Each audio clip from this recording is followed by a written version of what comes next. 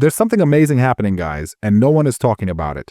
Today we're going to talk about the game Where Minds Met. Now, check this out. It's a free game. But does the fact that it's free mean it has bad performance and bad graphics? Come on, man, take a look at this greatness and see how the game looked the moment it started up.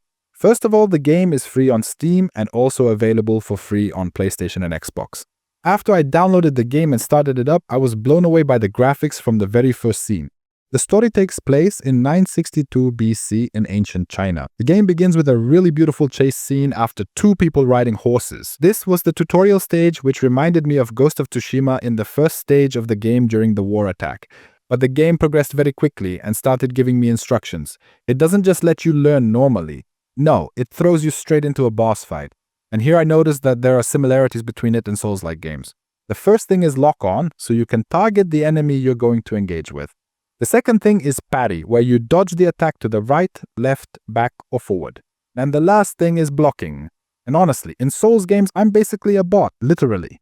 But the game said, we'll make up for that for you since you're such a noob. They'll make it automatic for you. Before the enemy attacks, something will appear on the screen so you can press the block button. It's not just automatic blocking. No, after the automatic block, it actually performs a series of automatic attacks on the enemy, a whole combo of attacks. It responds to the incoming attack or strike depending on whether it's a normal hit, a red hit, or a heavy hit. And I started to see that there was no problem with the controls. All you have to do is press 2 or LT on PlayStation or Xbox, and it'll give you a perfect block along with a set of very satisfying counterattacks. After I defeated the boss fight, now let's get into the game. The game is story-driven. You'll play through a complete story, one that's bigger than you can imagine and much broader than many paid games.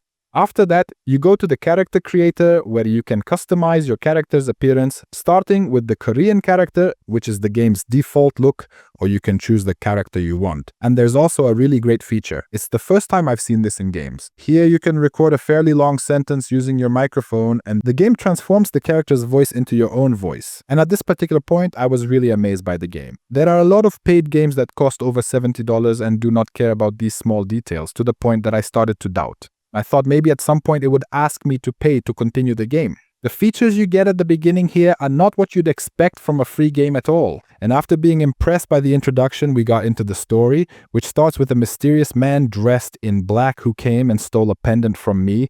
It had a name or something written on it. I don't really know what it is. And during that fight, there was a little girl with me, and apparently I'm either her uncle or some older relative. And the game also started teaching me some things about movement, mobility, and a lot of abilities. And here the game actually started. It's a game that can be played online or solo. You can play it with others, join together in battles, fight monsters, and do investigations. But if you want to play it alone, just continue normally. There's no problem. You'll find yourself in a very vast and expansive world. The graphics are absolutely stunning. The crafting is legendary with endless possibilities. And now we come to movement and the map. The map has a set of locations you can unlock so you can fast travel to them later. But the map is very large, and sometimes you'll find a lot of markers on the ground similar to Souls games. Players leave notes for you telling you to watch out for something here or to go there or to solve a puzzle in a certain way. This was a really nice touch from the game developers. I started exploring the map and fighting enemies. Combat was very easy and smooth for me. Yeah, I set the game to the easiest difficulty, but the world is really vast and the horizon is huge, especially since even learning abilities was impressive. You could learn them from a person or from animals you find on the map. For example, the Kung Fu ability, someone else was sitting and observing a frog, watching how it jumps and moves. I stood next to him and we watched the frog together, and we learned a specific jump or a certain fighting technique from the frogs, and the game rewards you very generously for that if you finish learning an ability or discover new areas. But in every area, there was always a mini boss fight that you had to search for and find. And I didn't struggle at first with the boss fights until I moved on to another stage, which was a world much bigger than the first one. And I unlocked a huge part of the map that you could travel across either by horse or on foot. And here, the game's areas have different levels of difficulty. So not every boss fight you encounter will be one you can overcome. For example, I faced a boss fight with a sword that was literally about 3 meters long, and he would kill me with a single hit. That's totally expected because the game's world is huge, and it wouldn't make sense for all the difficulty levels to be the same. And that's something very well known in Souls games, so it's not surprising to me. But honestly, this game isn't something you can finish in a day or two. This is a game you could build an entire YouTube channel's worth of content around. But yeah, it's a free game.